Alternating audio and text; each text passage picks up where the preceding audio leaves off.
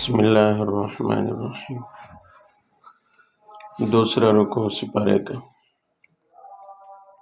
آیت نمبر 41۔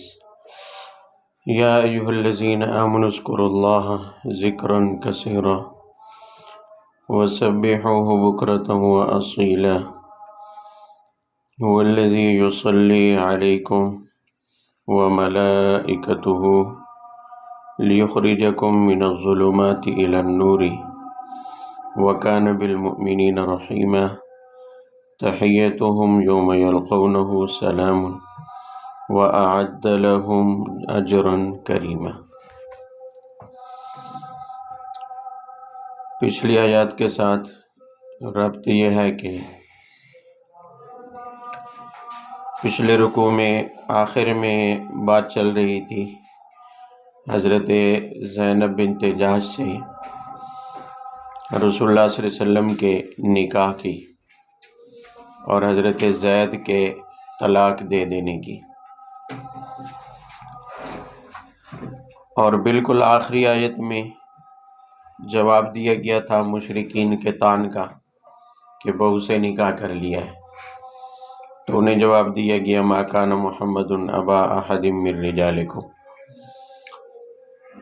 تو اس رکوع کے شروع میں اس نسبت سے کہ اللہ کی عادت ہے قرآن پاک میں کہ اچھوں کے بعد بروں کا اور بروں کے بعد اچھوں کا ذکر ہوتا ہے، تو چونکہ پچھلے آیات میں اصل منشا منافقین کے باتوں کا جواب دینا تھا، تو اب اس کے بعد مخلص مومنین کا تذکرہ ہے۔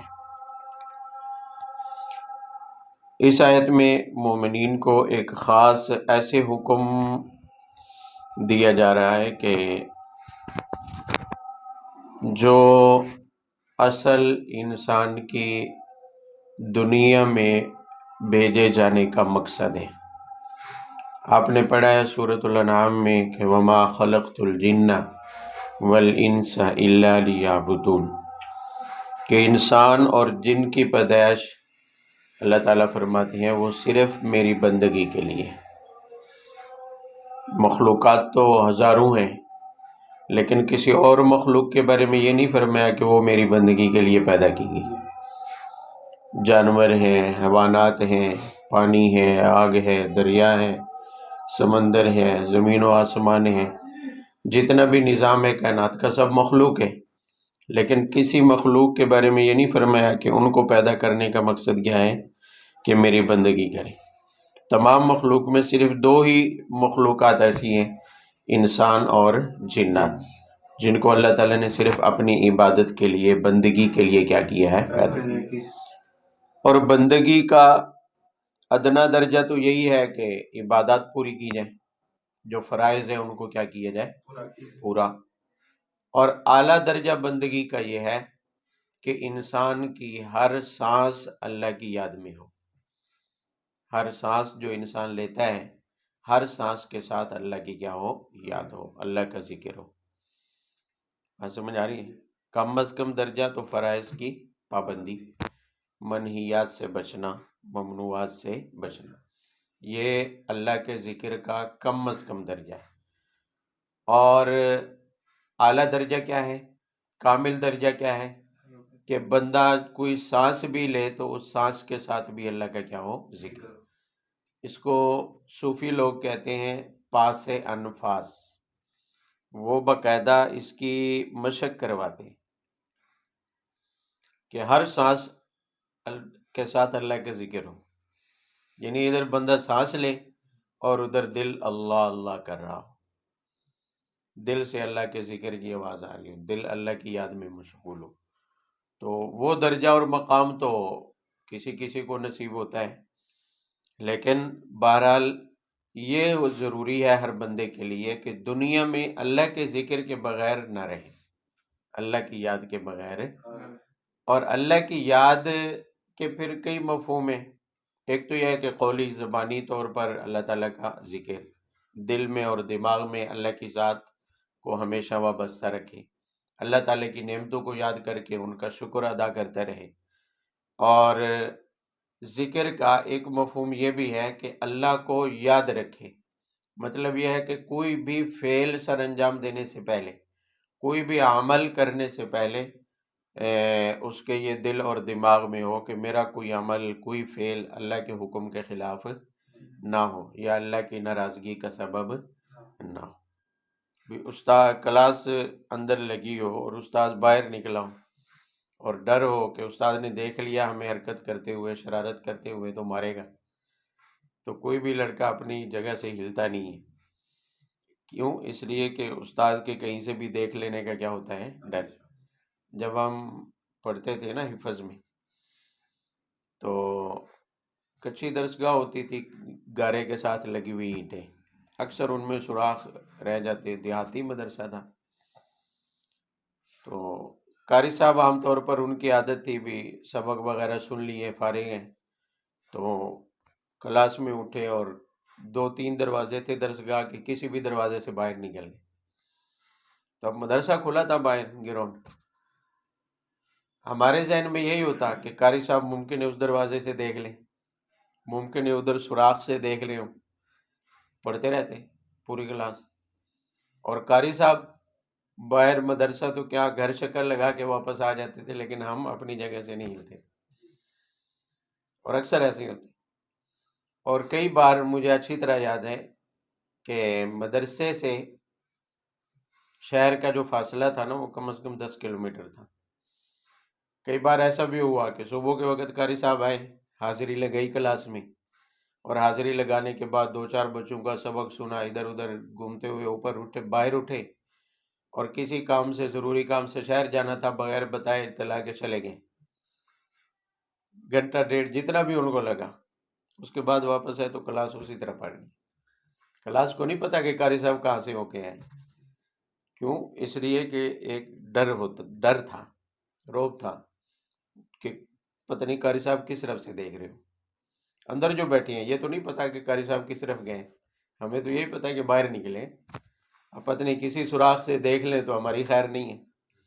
یہ درجہ ہو اللہ کی یاد کا، کیا ہو کہ ہر وقت اللہ تعالیٰ کی یاد دل دماغ میں اتنی موجود ہو کہ کوئی بھی معاملہ کرتے ہوئے، کوئی بھی عمل کرتے ہوئے یہ یقین ہو کہ اللہ تعالیٰ مجھے کیا ہے؟ دیکھ رہا ہے، تو پھر کوئی بھی قدم اللہ تعالیٰ کی نافرمانی میں نہیں اٹھے گا۔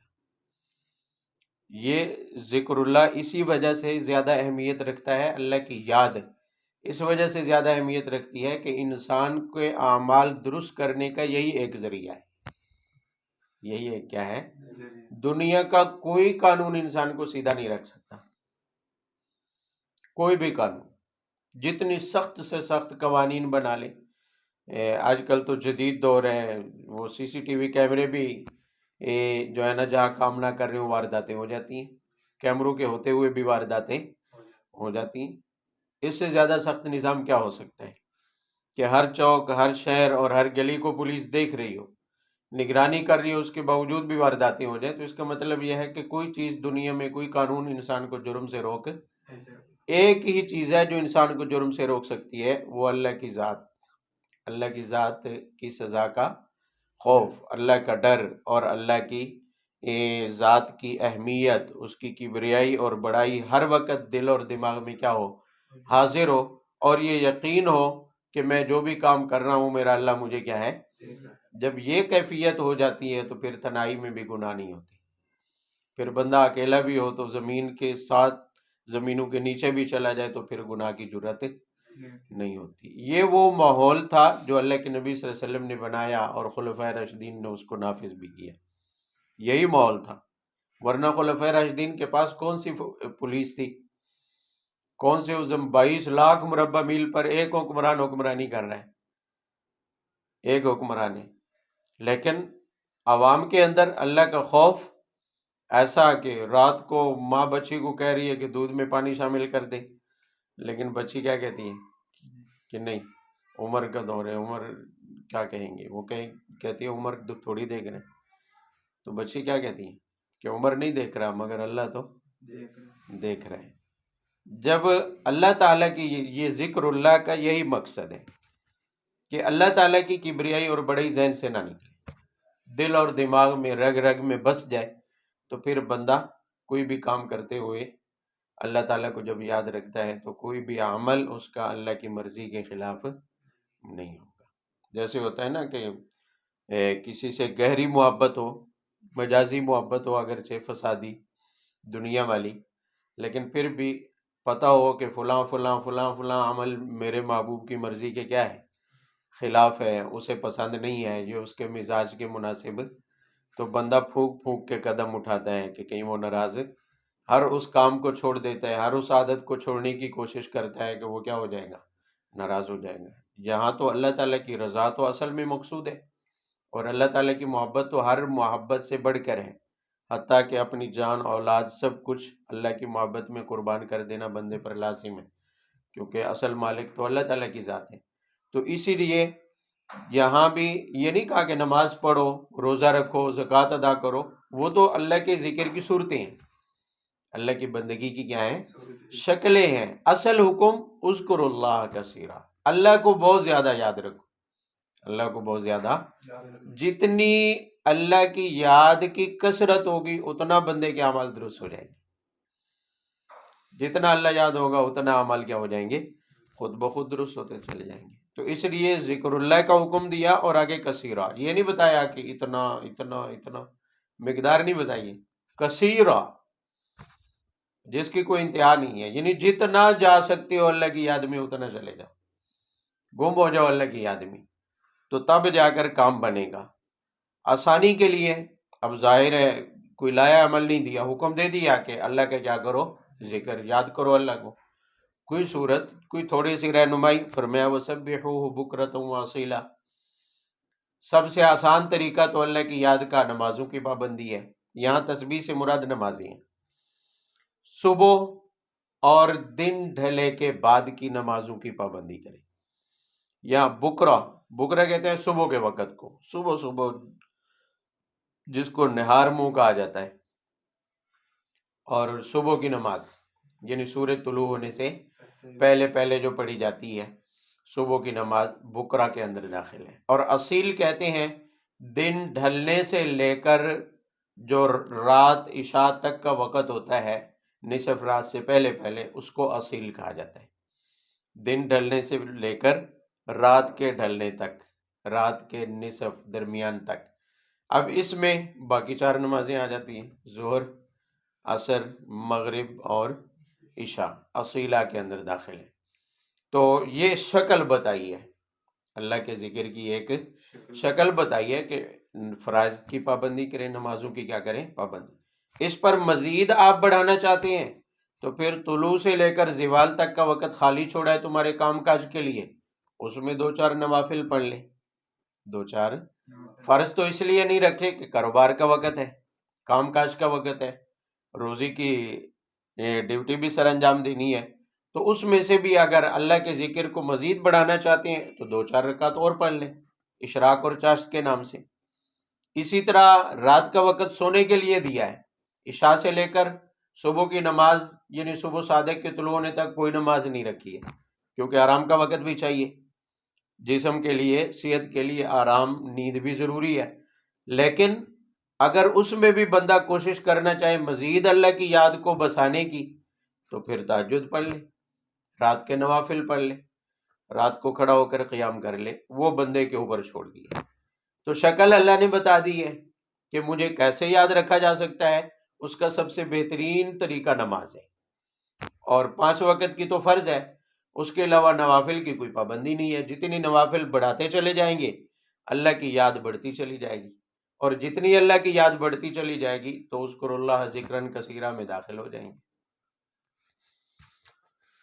هو الذی یصلی علیکم وملائکتہ، آگے 2 آیات ہیں، دونوں آیات میں ذکر اللہ کے دنیاوی اور اخروی انعام کا ذکر ہے، کہ ذکر اللہ کا صلہ تمہیں دنیا میں بھی ملے گا اور آخرت میں بھی ملے گا۔ دنیا میں کیسے؟ فرمایا کہ اگر اللہ کو یاد میں لگے رہو گے، نماز پڑھتے رہو گے، ذکر اللہ میں لگے رہو گے، تو دنیا میں تو اس کا صلہ یہ ہے کہ فرشتے اور اللہ دونوں کی توجہ کے مستحق ہو جاؤ گے، دونوں کی توجہ کے کیا ہو جاؤ گے؟ یصلی، لفظ یصلی کے معنی تو ہوتا ہے نماز پڑھنا لفظی معنی، اور جو لغوی معنی ہے وہ ہے دعا۔ صلاۃ کا لغوی معنی کیا ہوتا ہے؟ دعا۔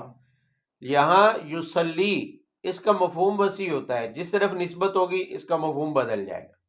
اللہ کی طرف نسبت کی کہ یصلی علیکم، اللہ تم پر کیا کریں گے؟ صلاۃ بھیجیں گے۔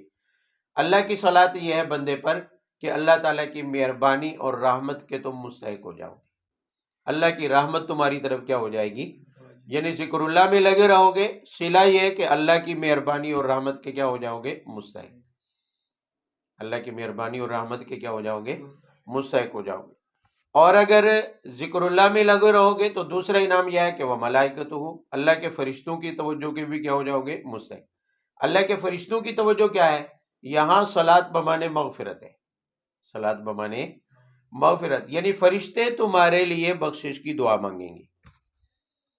اگر اللہ کی یاد میں لگے رہو گے، اللہ کے ذکر میں لگے رہو گے، عبادات میں پابندی کرو گے نماز کی، تو دوسرا انعام کیا ہے ساتھ دنیا میں؟ کہ فرشتے تمہارے لیے مغفرت کی کیا کریں گے؟ دعا۔ یصلی علیکم، اللہ تم پر صلاۃ بھیجیں گے، مطلب اللہ کی تم پر کیا ہوگی؟ رحمت۔ یصلی وملائکتہ، اور اس کے فرشتے بھی، مطلب یہ ہے کہ فرشتے تمہارے لیے کیا کریں گے؟ استغفار، فرشتے تمہارے لیے کیا کریں گے؟ اب اللہ کی رحمت متوجہ ہو، فرشتے متوجہ ہو کر بندے کے لیے استغفار کر رہے ہوں، تو نتیجہ کیا نکلے گا؟ فرمایا لیخرجکم من الظلمات الی النور، اللہ اور فرشتوں کی منشا یہی ہے تاکہ تمہیں کفر، گمراہی، جہالت، اس کے اندھیروں سے نکال کر ایمان کی روشنی تک کیا ہے؟ لے جائے، یعنی جہنم والے اعمال سے نکال کر جنت والے اعمال میں تمہیں کیا ہے؟ بھائی ظاہر ہے اللہ کی رحمت جس کی طرف متوجہ ہو، فرشتوں کے استغفار اور دعائیں جس کے ساتھ ہوں، تو یقیناً وہ گمراہی سے بچے گا، یقیناً وہ کفر سے بچ جائے گا، اور اندھیروں سے نکل کر وہ روشنی میں آ جائے گا، ایمان اور ہدایت اسے یقیناً نصیب ہوگی، اور وہ جنت کے راستے پر چلا جائے گا۔ وَكَانَ بِالْمُؤْمِنِينَ رَحِيمًا، فرمایا اللہ تعالیٰ مومنین پر بڑا مہربان ہے۔ کتنا سستا سا تبادلہ ہے کہ تم میری یاد میں خوب لگ جاؤ، میں ایسے اسباب بنا دوں گا کہ تمہارے لیے جنت میں پہنچنا کیا ہو جائے گا؟ آسان ہو جائے گا۔ تحیتہم یوم یلقونہ سلام وأعد لہم اجرا کریما، یہ اخروی نتیجہ، اخروی انعام کا بیان ہے۔ فرمایا کہ جب تم اللہ کے ذکر میں زندگی گزارو گے تو آخرت میں صلہ یہ ہے کہ اللہ سے جب تمہاری ملاقات ہوگی تو اللہ رب العزت بڑھ کر تمہیں سلام کہیں گے۔ تحیتہم یوم یلقونہ سلام، اللہ تعالیٰ کی طرف سے تمہیں دعا کیا دی جائے گی؟ تمہارا استقبال کن الفاظ میں ہوگا؟ یوم یلقونہ، جس دن تم اللہ سے کیا ہے؟ ملو گے، یعنی ذکر اللہ کرنے والے، اللہ کا ذکر کرنے والے جب اللہ سے ملیں گے قیامت والے دن تو اللہ کی طرف سے آگے بڑھ کر سلام کیے جائیں گے۔ آج کسی کو ڈی ایس پی سلام ٹھوک دے تو کئی دنوں کی نیند اپنی بھی اور دوسروں کی بھی حرام کر دیتا ہے کہ میں اتنا بڑا ہو گیا، ڈی ایس پی نے کیا کیا ہے، اور اگر موقع ہو تو کیمرے سے ویڈیو بھی بنا لیتے ہیں، مجھے ڈی ایس پی سلام کر رہے، ہوتا ہے کہ نہیں ہوتا؟ کوئی بھی بڑا آدمی سلام کر لے تو اس کے ساتھ بیٹھ کے ایک سیلفی تو ضرور لے لیتے ہیں، کچھ دیکھے ساری دنیا کہ میں فلانے کے ساتھ کیا ہے۔ اور یہاں کیا ہے؟ اعزاز یہ ہے کہ جو یہاں اللہ کو یاد رکھے گا، کل قیامت والے دن اللہ تعالیٰ آگے بڑھ کے اس کو کیا کہیں گے؟ سلام۔ اس سے بڑا اعزاز کیا ہے کہ اس کائنات کا مالک، خالق بندے کو کیا کر رہا ہو؟ سلام، اپنی مخلوق کو کیا کر رہا ہو؟ سلام کر۔ یہ ذکر اللہ کا اخروی انعام ہے۔ یہ کیا ہے؟ اخروی انعام ہے۔ مگر قرآن کے وعدوں پر اور اللہ کے وعدوں پر ہمارا یقین کم ہے۔ دنیا میں آج کوئی کہہ دے نا تمہیں انگلینڈ کا ویزا دیتے ہیں، یورپ کا دیتے ہیں، تو خوشی سے نہیں سمائیں گے، پھولے نہیں سمائیں گے، گھر آ کے مٹھائی تقسیم کریں گے، دوستوں کو دعوت کھلائیں گے، جی ہمارے لیے تو فلانے نے جو ہے نا ویزا کھول دیا۔ لیکن اللہ تعالیٰ فرما رہے ہیں کہ کل قیامت کو آؤ گے اور اس حالت میں اگر آؤ گے تو میں تمہیں بڑھ کر کیا کروں گا؟ سلام، تمہارا استقبال کروں گا۔ دنیا دکھ رہی ہے، وہ دکھ نہیں رہا ہے۔ وہ نظر نہیں آ رہا ہے۔ یا ایھا النبی انا ارسلناک شاہدا ومبشرا ونذیرا وداعیا الی اللہ باذنہ وسراجا منیرا۔ آگے آیت نمبر 48 تک 4 آیات ہیں۔ ان آیات میں رسول اللہ صلی اللہ علیہ وسلم کی فضیلت کا بیان ہے، اور آپ صلی اللہ علیہ وسلم کی فضیلت کو بیان کرتے ہوئے آپ صلی اللہ علیہ وسلم کی چند صفات بیان کی گئی ہیں۔ فضیلت کے اظہار کے لیے آپ صلی اللہ علیہ وسلم کی چند صفات، ایسے کمالات بیان کیے گئے ہیں جو آپ کے علاوہ کسی اور میں موجود نہیں۔ فرمایا یا ایھا النبی انا ارسلناک شاہدا ومبشرا ونذیرا۔ پہلی آیت میں آپ کی 3 صفات ہیں۔ فرمایا اے نبی ہم نے آپ کو شاہد بنا کر بھیجا ہے۔ کیا بنا کر بھیجا ہے؟ شاہد۔ اس کا لفظی معنی اردو میں گواہ ہوتا ہے۔ شاہد کا معنی کیا ہوتا ہے؟ یعنی اے نبی ہم نے آپ کو گواہ بنا کر بھیجا ہے۔ ہم نے آپ کو گواہ بنا کر بھیجا ہے۔ اب پھر گواہ کس چیز پر ہیں؟ گواہ تو ہیں آپ، لیکن کس چیز کے گواہ ہیں؟ کس چیز کے کیا ہیں؟ مفسرین نے اس کے بارے میں 4 باتیں لکھی ہیں۔ وہ کہتے ہیں گواہی کا ایک مفہوم تو یہ ہے کہ آپ صلی اللہ علیہ وسلم اللہ کی وحدانیت کے گواہ ہیں۔ اللہ تعالیٰ کی وحدانیت کے کیا ہیں؟ گواہ ہیں کہ اس امت میں چونکہ خاتم الانبیاء بھی آپ ہیں، اور اس امت کے پہلے سب سے پہلے اسلام کی تبلیغ کرنے والے، وحدانیت کی تبلیغ کرنے والے بھی کیا ہیں؟ آپ ہیں۔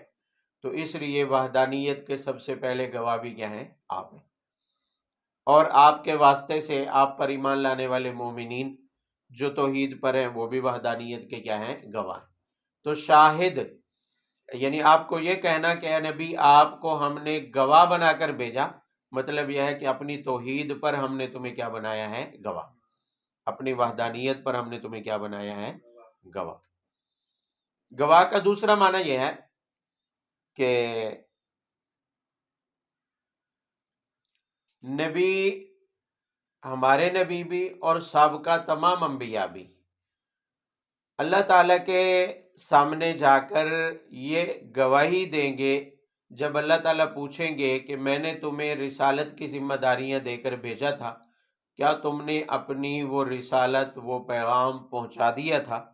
تو سارے نبی اس پر گواہی دیں گے اپنی اپنی رسالت پر، تبلیغ دین پر، کہ یا اللہ ہم نے تیرا دین پہنچا دیا تھا۔ ہم نے تیرا دین کیا ہے؟ تبلیغ دین کا معنی دین پہنچانا۔ اللہ تعالیٰ پوچھیں گے کہ جو میں نے دین دے کر بھیجا تھا کیا تم نے پہنچا دیا؟ تو ہر نبی اس پر گواہی دے گا کہ یا اللہ میں نے کیا کر دیا؟ پہنچا دیا۔ تو یہاں گواہی سے مراد کیا ہے کہ ہم نے آپ کو گواہ بنا کر بھیجا، یعنی اپنی تبلیغ دین پر، اپنی رسالت کی ذمہ داریوں پر آپ خود کیا ہوں گے؟ گواہ ہوں گے۔ تیسرا معنی گواہ ہونے کا وہ پیچھے گزر چکا ہے، کئی جگہوں پر آیا ہے، شاید کسی کو یاد بھی ہو، تفصیل کے ساتھ آیا ہے کہ جب بروز قیامت سابقہ امتوں کے انبیاء سے پوچھا جائے گا کہ کیا تم نے اپنی ذمہ داری پوری کر دی، لوگوں تک دین پہنچا دیا؟ تو سارے انبیاء کہیں گے کہ یا اللہ ہم نے ان تک دعوت پہنچا دی تھی۔ تو ان امتوں میں سے کچھ تو انبیاء کی تصدیق کریں گے اور کچھ جھٹلا دیں گے۔ کچھ کہیں گے کہ نعوذ باللہ یہ ہمارے پاس کوئی پیغام لے کر نہیں آئے۔ جو گمراہ تھے، جو قوم تباہ ہوئی، جنہوں نے انبیاء کی دعوت کو ٹھکرایا دنیا میں، قیامت میں بھی وہی انکار کر دیں گے، اپنے اپنے انبیاء کی تکذیب کریں گے۔ تو پھر ان کے انبیاء سے کہا جائے گا کہ اپنے لیے کوئی گواہ لے کر آؤ، اپنے لیے۔ تو امت محمدیہ کو بطور گواہ کے لایا جائے گا۔ وَكَذَلِكَ جَعَلْنَاكُمْ أُمَّةً وَسَطًا لِتَكُونُوا شُهَدَاءَ عَلَى النَّاسِ، دوسرے پارے میں آپ پڑھ چکے ہیں سیقول الصفحہ میں، کہ امت محمدیہ کو لایا جائے گا اور یہ جا کر گواہی دیں گے کہ یا اللہ ہم گواہی دیتے ہیں کہ تمام انبیاء نے، آدم سے لے کر عیسیٰ علیہ السلام تک، سب نے اپنی اپنی امتوں کو دعوت پہنچا دی۔ اب ان کی امتوں کی طرف سے اعتراض ہوگا کہ یہ تو تب تھے ہی نہیں، یہ تو تب تھے ہی نہیں، انہیں کیا پتا ہے، انہیں کیا پتا، صاحب اللہ کو کیا پتا، یہ تو 14ویں 15ویں صدی میں آیا ہے، انہیں کیا پتا کہ موسیٰ علیہ السلام ہمارے پاس آئے تھے یا نہیں آئے تھے۔ وہ اعتراض کریں گے کہ یہ کیسے گواہ ہے کہ انہوں نے ہمیں دیکھا بھی نہیں ہے، بعد کے زمانے کے ہیں، یہ کیسے گواہی دے سکتے ہیں؟ تو اس پر اللہ کے نبی صلی اللہ علیہ وسلم کو بطور گواہ کے لایا جائے گا، بطور، اور آپ آ کر گواہی دیں گے کہ میں نے بتایا تھا انہیں، اور قرآن میں بھی لکھا ہوا تھا، قرآن میں نے ان تک پہنچا دیا تھا، اور میں نے بتایا تھا کہ سابقہ انبیاء نے اپنی اپنی امتوں تک اپنی نبوت کی ذمہ داریاں، تبلیغ دین کا حق کیا کر دیا ہے، ادا کر دیا۔ تو یہاں شاہدن کا معنی یہی ہے کہ آپ سب پر بطور صفائی دینے کے لیے آپ بطور گواہ کے لائے جائیں گے۔ تو انا ارسلنا کا شاہدہ، اس کا یہی مطلب ہے۔ 3 مطلب مفہوم ہو گئے۔ چوتھا مفہوم یہ بھی ہے کہ آپ صلی اللہ علیہ وسلم سمیت ہر نبی اپنی اپنی امت کے ان افراد کے اعمال پر بھی گواہی دیں گے جو افراد انبیاء کی زندگیوں میں موجود تھے، جو افراد انبیاء کی زندگیوں میں کیا تھے، آپ صلی اللہ علیہ وسلم کے زمانے میں جو لوگ موجود تھے، جن کو آپ نے دیکھا ہے، جن کے اعمال کو آپ نے دیکھا ہے، آپ ان کے اعمال کے بارے میں جا کر کیا دیں گے، گواہی، کہ فلانے نے مجھے مانا اور فلانے نے مجھے نہیں مانا، فلانے کے اعمال درست تھے اور فلانے کے اعمال کیا تھے، غلط۔ اس پر نبی گواہی دیں گے، اس پر نبی کیا دیں گے، یہ ہے آپ کے گواہ ہونے کا مفہوم۔ یہ اتنی لمبی چوڑی تفصیل میں نے کیوں کی ہے، اس کی کوئی خاص ضرورت نہیں تھی، لیکن صرف اس وجہ سے کی ہے کہ ہمارے جو مہربان بریلوی حضرات ہیں وہ کہتے ہیں شاہدن کا معنی ہے حاضر و ناظر ہونا۔ شاہدن کا معنی کیا ہے؟ اس آیت کو وہ بطور دلیل کے پیش کرتے ہیں، یا ایھا النبی انا ارسلناک شاہدا و مبشرا۔ شاہدن کا معنی کیا ہے؟ وہ کہتے ہیں حاضر و ناظر ہونا۔ حاضر و ناظر کا معنی جانتے ہیں کہ آپ صلی اللہ علیہ وسلم ہر جگہ موجود ہیں اور ہر ایک کو کیا، ہر چیز کو دیکھ رہے ہیں، ہر جگہ نہ موجود ہیں، ہر ایک کو دیکھ رہے ہیں اور ہر چیز کو دیکھ رہے ہیں۔ حاضر موجود، ناظر دیکھنے والا، یہ اللہ تعالیٰ کی صفت ہے، یہ اللہ تعالیٰ کی کیا ہے، صفت ہے کہ ہر وقت ہر چیز کو دیکھنے والا، ہر جگہ موجود۔ یہ صرف کس کی صفت ہے؟ لیکن وہ کہتے ہیں کہ نبی صلی اللہ علیہ وسلم کیا ہے، حاضر و ناظر ہیں، اور دلیل کیا ہے کہ آپ کو کہا گیا کہ ہم نے آپ کو گواہ بنا کر بھیجا۔ ظاہر ہے وہ کہتے ہیں کہ گواہ گواہی اسی چیز کی دیتا ہے جس کو دیکھتا ہے۔ جب اللہ کے نبی گواہ ہیں تو پھر تو ہر چیز کو دیکھ رہے ہیں نا، تو ناظر تو ہوئے، اور ناظر ہوئے تو حاضر بھی ہو گئے۔ جب ہر چیز کو دیکھ رہے ہیں تو ہر جگہ موجود بھی ہو گئے۔ یہ وہ شاہدن کا معنی کرتے ہیں۔ کس کا معنی کرتے ہیں؟ شاہدن کا معنی وہ کیا کر رہے ہیں؟ حاضر اور، یعنی ان کا کہنے کا مطلب یہ ہے کہ میں نے تو 4 مفہوم بتایا نا، ان میں سے ایک مفہوم میں نے 4 میں سے یہ بتایا کہ نبی اپنے زمانے کے لوگوں کے اعمال کی گواہی دیں گے کہ ان کے اعمال کیسے تھے، ان کے اعمال، وہ کہتے ہیں صرف اپنے زمانے کے لوگوں کی نہیں، قیامت تک آنے والوں کے اعمال کی گواہی دیں گے۔ قیامت تک آنے والے امت کے اعمال کی کیا دیں گے آپ، اور سب کے بارے میں حضور کو پتہ ہے، سب کے بارے میں حضور کو کیا ہے، پتہ ہے۔ میں صرف یہاں 2 مختصر باتیں کرتا ہوں۔ اہل سنت والجماعت کا نظریہ یہ نہیں ہے۔ اول تو حاضر و ناظر ہونا اللہ کی صفت ہے، لہذا اس صفت کو کسی اور کے لیے ثابت مانے تو سیدھا شرک ہے، اور یہ جائز ہی نہیں ہے۔ وہ پھر یہاں کلٹیاں مارتے ہیں، وہ ایک الگ معاملہ ہے، مولوی ان کے جان چھڑانے کے لیے، عوام کو تو پتہ نہیں ہے نا۔ اس لفظ کا یہ معنی درست نہیں ہے۔ یہ اس سے مراد یہ لینا کہ آپ صلی اللہ علیہ وسلم آنے والے لوگوں، یعنی آپ صلی اللہ علیہ وسلم کے زمانے کے بعد جو قیامت تک آئیں گے، سب کے اعمال کو کیا ہے، دیکھ رہے ہیں، سب کے اعمال کی گواہی دیں گے۔ صرف 2 باتیں ذہن میں رکھ لیں۔ ایک یہ ہے کہ مشہور حدیث ہے، آپ نے پڑھی ہے، غالباً تقدیر کے باب میں، معرف الحدیث میں بھی وہ آئی ہے، سیاستہ میں بھی آئی ہے کہ قیامت والے دن آپ صلی اللہ علیہ وسلم حوض کوثر پر ہوں گے، کچھ لوگ آ رہے ہوں گے سامنے سے، آپ صلی اللہ علیہ وسلم ان کے استقبال کے لیے کھڑے ہوں گے پانی پلانے کے لیے، اچانک درمیان میں آڑ آ جائے گی، تو آپ صلی اللہ علیہ وسلم کہیں گے کہ آنے دو، میری امتی ہیں۔ فرشتے کہیں گے تمہیں نہیں پتا، آپ نہیں جانتے کہ انہوں نے آپ کے بعد کیا کچھ ایجاد کیا، ما احدثوا بعدک، آپ نہیں جانتے کہ انہوں نے آپ کے بعد کیا کیا۔ اب یہ حدیث کیا بتا رہی ہے کہ آپ صلی اللہ علیہ وسلم اپنے امتیوں کے، سارے امتیوں کے اعمال کو جانتے ہیں؟ اگر جانتے تھے تو آپ صلی اللہ علیہ وسلم ان کا انتظار کیوں فرما رہے تھے؟ فرشتوں کو بتانا کیوں پڑا کہ آپ تو نہیں جانتے، انہوں نے آپ کے بعد بدعتیں ایجاد کر لی تھی، ہے تو آپ کی امتی، لیکن انہوں نے بعد میں کیا کر لی تھی؟ بدعتیں ایجاد کر لی تھی۔ جب یہ بات آپ صلی اللہ علیہ وسلم سنیں گے کہ یہ تو وہ لوگ ہیں، پھر آپ کہیں گے سحقاً سحقاً، انہیں کیا کر دو، مجھ سے دور کر دو، انہیں مجھ سے کیا کر دو۔ اس حدیث سے معلوم ہو رہا ہے کہ آپ صلی اللہ علیہ وسلم کو اپنے زمانے کے بعد والے لوگوں کے تمام اعمال کا علم نہیں۔ بات سمجھ آئیے؟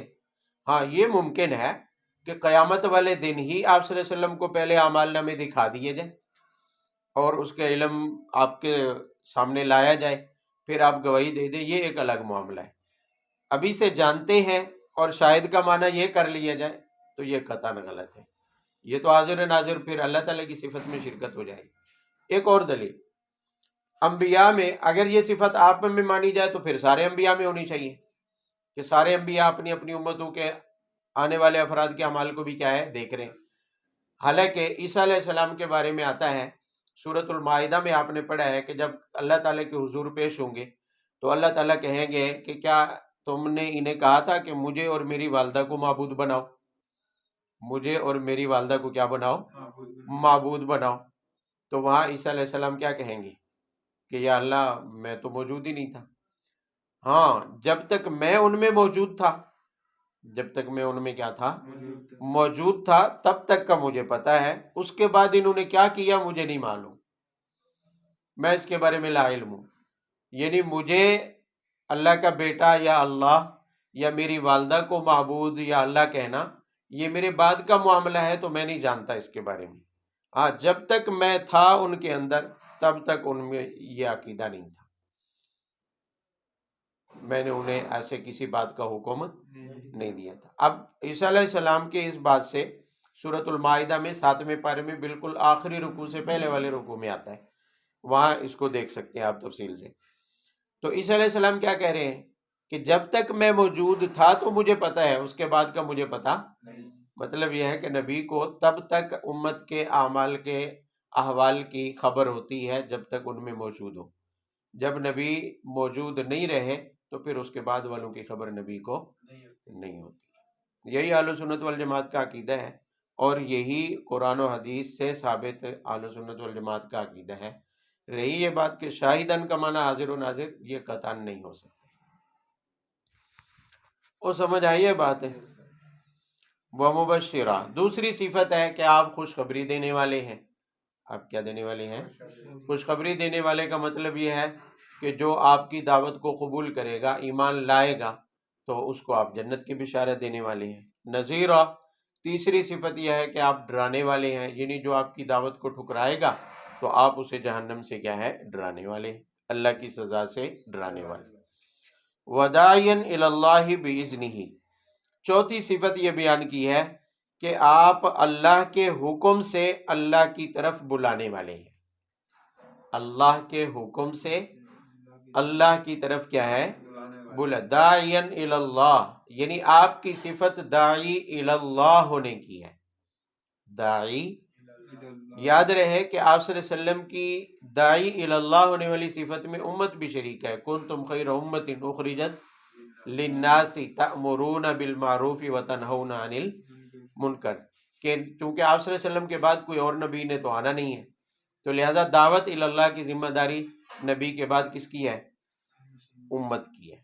لیکن یہاں بھی ایک وہم کو دور کر دیا کہ کہیں کسی کا عقیدہ خراب نہ ہو، کسی میں بدعقیدگی پیدا نہ ہو، کہ نبی اللہ کی طرف بلانے والے ہیں لیکن کسی کو پکڑ کر گھسیٹ کر لے جانے والے نہیں ہیں جنت میں۔